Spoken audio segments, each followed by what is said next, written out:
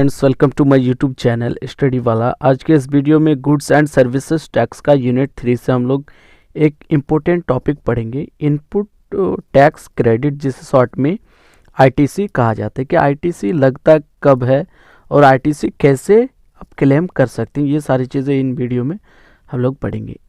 तो इनका पहला हम लोग मीनिंग देख लेते हैं कि इनपुट टैक्स क्रेडिट का मीनिंग क्या होता है। Input credit means at the time of paying tax on output। Input credit का मतलब होता है जब आप किसी भी परचेज करने के टाइम, किसी भी प्रोडक्ट और सर्विसेज को परचेज करने के टाइम जो आप टैक्स पे करते हैं उसी को इनपुट क्रेडिट टैक्स कहा जाता है, इनपुट टैक्स क्रेडिट कहा जाता है। You can reduce the tax you have already paid on inputs and पे द बैलेंस अमाउंट। इस चीज़ को आप रिड्यूस कर सकते हैं क्योंकि जब आप एक बार परचेज करते हैं, आप अपने किसी भी प्रोडक्ट को अपने बिजनेस के ग्रो करने के पर्पस से, तब जो आप एक बार ही पे कर देते हैं तो वही आपका इनपुट टैक्स क्रेडिट बन जाता कहलाता है और दोबारा आपको पे करने का ज़रूरत नहीं पड़ता है।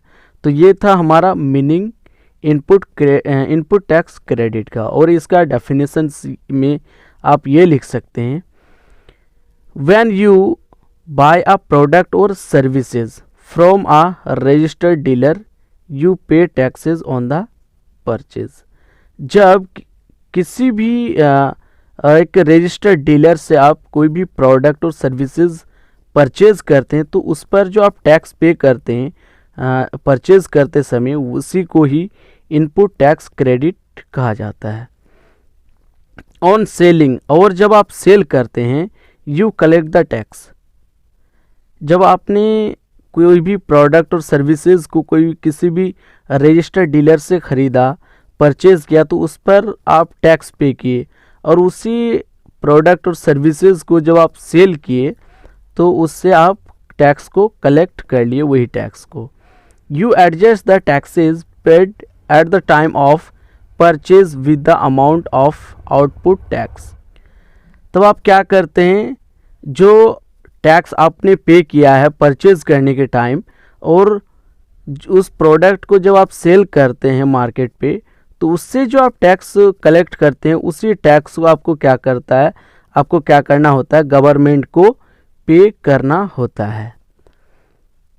Of tax has to be paid to the government. तो उसी टैक्स को आपको क्या करना होता है, गवर्नमेंट को वो टैक्स जो है पे करना होता है। This mechanism is called utilisation of input tax credit. इस मैकेनिज्म को utilisation of input tax credit कहा जाता है। सपोज करें कि आपने 150 रुपये पे किया परचेज करने के टाइम, 150 रुपये आपने टैक्स पे किया परचेज करने के टाइम, और उसी प्रोडक्ट को आपने जब सेल किया तो 150 रुपये का जो टैक्स आपने पे किया था वो टैक्स आपने कलेक्ट किया। तो वही टैक्स जो आप गवर्नमेंट को फिर पे करते हैं, उसी मैकेनिज्म को जो है utilisation of input tax credit कहा जाता है। तो ये था हमारा meaning and definition input tax credit का, जो कि बहुत ही ईजी है, आप खुद से भी बना के लिख सकते हैं।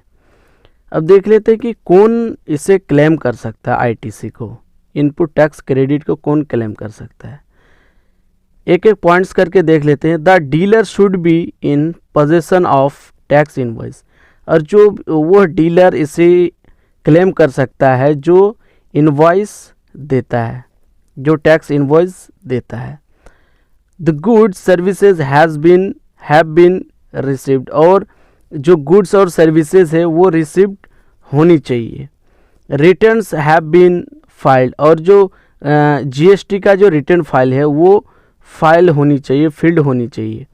The tax charges has been paid to the government by the supplier. और जो सप्लायर्स जो हैं, डीलर जो हैं, उनके द्वारा जो जीएसटी का जो टैक्स का चार्ज है वो पेड होनी चाहिए गवर्नमेंट को, तब जाके वो क्लेम कर सकता है आईटीसी का।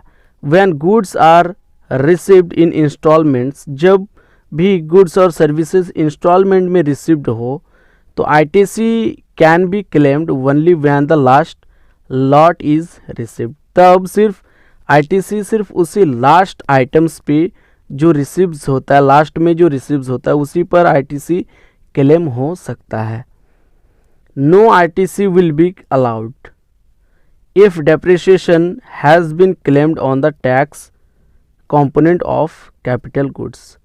और जो भी कैपिटल गुड्स है उस पर अगर डिप्रिसिएशन क्लेम है तो उस पर आईटीसी जो है अलाउ नहीं होगा, उस पर आईटीसी क्लेम आप नहीं कर सकते। तो ये था हमारा टर्म्स एंड कंडीशंस के कौन क्लेम कर सकता है, किस बेसिस पे क्लेम कर सकता है, जो कि बहुत ही इम्पोर्टेंट है। और हम लोग आगे देख लेते हैं कि क्या क्या डॉक्यूमेंट्स चाहिए आईटीसी क्लेम करने के लिए। अब देख लेते हैं हम लोग कि कौन कौन से डॉक्यूमेंट जो है रिक्वायरमेंट है क्लेम करने के लिए आईटीसी को।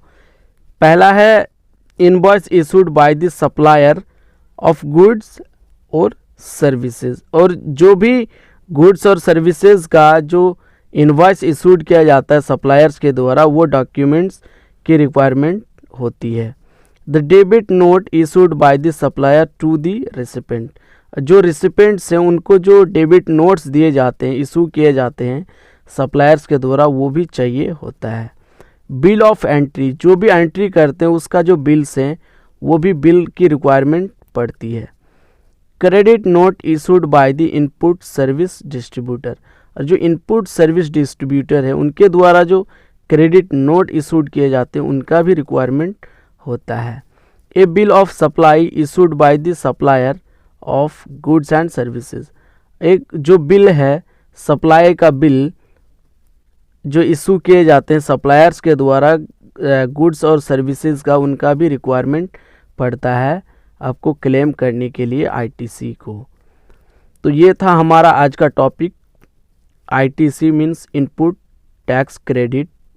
आई होप कि आपको वीडियो अच्छा लगा होगा, और वीडियो को ज़्यादा से ज़्यादा लाइक करें, शेयर करें, और चैनल को प्लीज़ सब्सक्राइब करें, और आगे के वीडियो को देखने के लिए चैनल पे बने रहें। Thank you so much.